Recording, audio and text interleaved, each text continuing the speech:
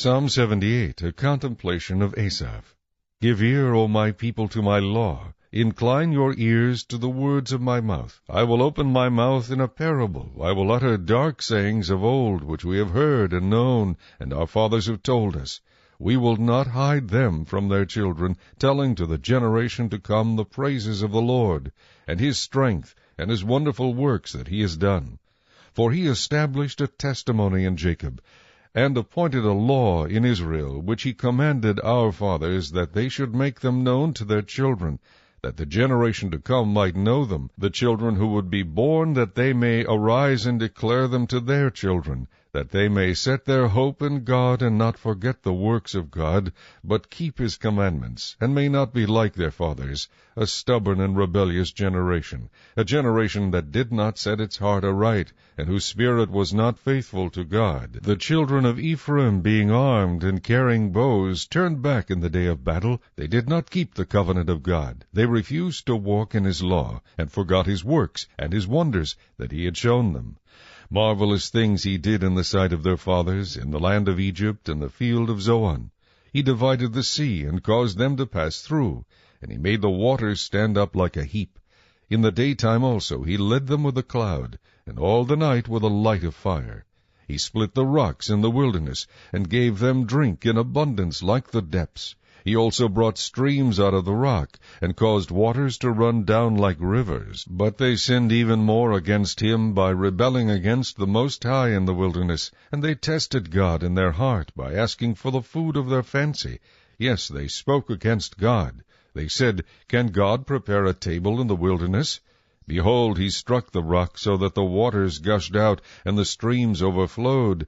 Can he give bread also? Can he provide meat for his people? Therefore the Lord heard this, and was furious. So a fire was kindled against Jacob, and anger also came up against Israel, because they did not believe in God, and did not trust in his salvation. Yet he had commanded the clouds above, and opened the doors of heaven, had rained down manna on them to eat, and given them of the bread of heaven. Men ate angels' food. He sent them food to the full. He caused an east wind to blow in the heavens, and by his power he brought in the south wind. He also rained meat on them like the dust, feathered fowl like the sand of the seas, and he let them fall in the midst of their camp, all around their dwellings. So they ate, and were well filled. For he gave them their own desire. They were not deprived of their craving, but while their food was still in their mouths, the wrath of God came against them, and slew the stoutest of them, and struck down the choice men of Israel. In spite of this they still sinned, and did not believe in his wondrous works. Therefore their days he consumed in futility, and their years in fear. When he slew them, then they sought him, and they returned and sought earnestly for God. Then they remembered that God was their rock, and the Most High God their Redeemer. Nevertheless they flattered him with their mouth, and they lied to him with their tongue, for their heart was not steadfast with him, nor were they faithful in his covenant. But he, being full of compassion, forgave their iniquity, and did not destroy them. Yes, many a time he turned his anger away, and did not stir up all his wrath, for he remembered that they were but flesh, a breath that passes away and does not come again. How often they provoked him in the wilderness, and grieved him in the desert. Yes, again and again they tempted God, and limited the Holy One of Israel. They did not remember his power, the day when he redeemed them from the enemy, when he worked his signs in Egypt, and his wonders in the field of Zoan, turned their rivers into blood, and their streams that they could not drink. He sent swarms of flies among them, which devoured them, and frogs, which destroyed them. He also gave their crops to the caterpillar, and their labor to the locust. He destroyed their vines with hail, and their sycamore trees with frost. He also gave up their cattle to the hail, and their flocks to fiery lightning. He cast on them the fierceness of his anger, wrath, indignation, and trouble, by sending angels of destruction among them. He made a path for his anger.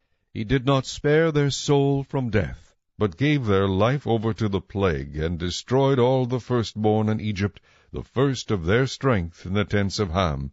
But he made his own people go forth like sheep, and guided them in the wilderness like a flock. And he led them on safely, so that they did not fear.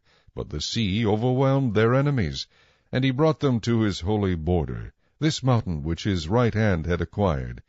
He also drove out the nations before them, allotted them an inheritance by survey, and made the tribes of Israel dwell in their tents. Yet they tested and provoked the Most High God, and did not keep his testimonies, but turned back and acted unfaithfully, like their fathers. They were turned aside like a deceitful bow, for they provoked him to anger with their high places, and moved him to jealousy with their carved images. When God heard this, he was furious, and greatly abhorred Israel, so that he forsook the tabernacle of Shiloh, the tent he had placed among men, and delivered his strength into captivity, and his glory into the enemy's hand. He also gave his people over to the sword, and was furious with his inheritance. The fire consumed their young men, and their maidens were not given in marriage. Their priests fell by the sword, and their widows made no lamentation. Then the Lord awoke as from sleep, like a mighty man who shouts because of wine. And he beat back his enemies. He put them to a perpetual reproach. Moreover, he rejected the tent of Joseph, and did not choose the tribe of Ephraim, but chose the tribe of Judah, Mount Zion, which he loved. And he built his sanctuary like the heights, like the earth which he has established forever. He also chose David his servant, and took him from the sheepfolds. From following the ewes that had young he brought him, to shepherd Jacob his people, and Israel his inheritance.